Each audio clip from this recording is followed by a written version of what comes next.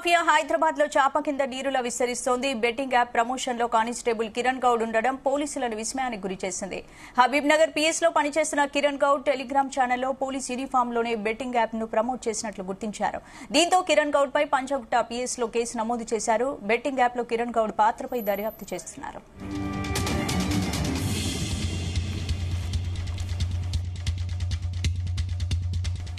ఇదే అంశానికి సంబంధించి పూర్తి అప్డేట్స్ మా క్రైమ్ బ్యూరో చీఫ్ రవితేజ అందిస్తారు. రవితేజ,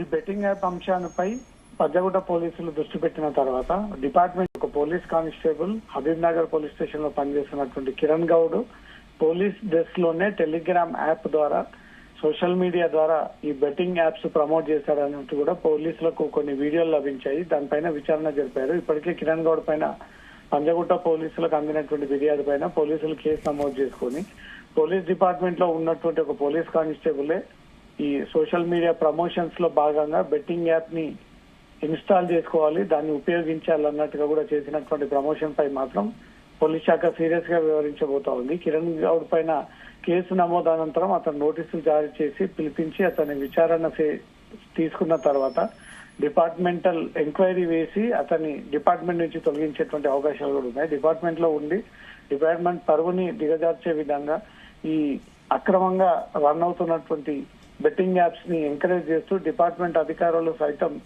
వీటిని ఎంకరేజ్ చేయడంపై మాత్రం పోలీస్ శాఖ సీరియస్ గా ఉన్నట్టుగా తెలుస్తుంది. కిరణ్ గౌడ్ పైన పంజగుట్ట పోలీసులకు ఒక ఫిర్యాదు వచ్చింది. ఆ ఫిర్యాదును పరిశీలించినటువంటి పోలీసులు తను పోలీస్ డ్రెస్ లో ఉండి ప్రమోషన్ చేసినటువంటి వీడియో తీవ్ర వైరల్ గా మారడంతో ఆ వీడియోని బేస్ చేసుకుని కిరణ్ గౌడ్ పైన కేసు నమోదు చేసినట్టుగా తెలుస్తుంది. తొందరలో నోటీసులు జారీ చేసి అతను విచారించేటువంటి ఆలోచనలో పంజగుట్ట పోలీసులు ఉన్నట్టుగా తెలుస్తోంది. స్వామి, వీళ్ళపై ఏ విధమైన చర్యలు తీసుకునే అవకాశం ఉంది?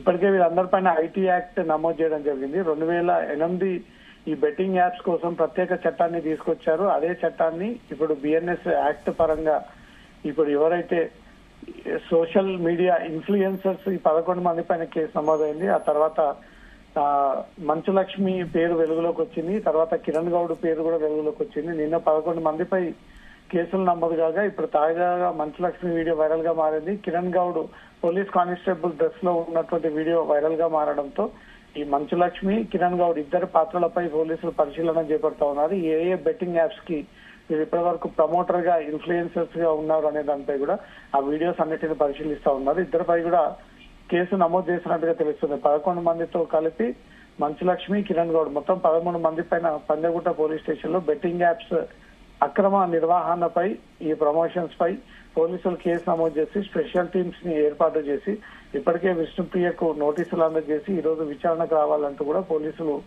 ఆ నోటీసులు అందజేసినట్టుగా తెలుస్తుంది. విష్ణుప్రియ ఈ రోజు హాజరవుతుందా లేదనే దానిపై మరి కాసేపట్లో క్లారిటీ రానుంది.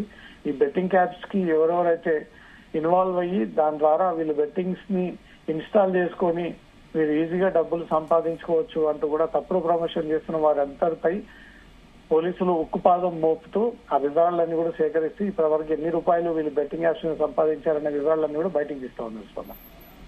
Right, thank you.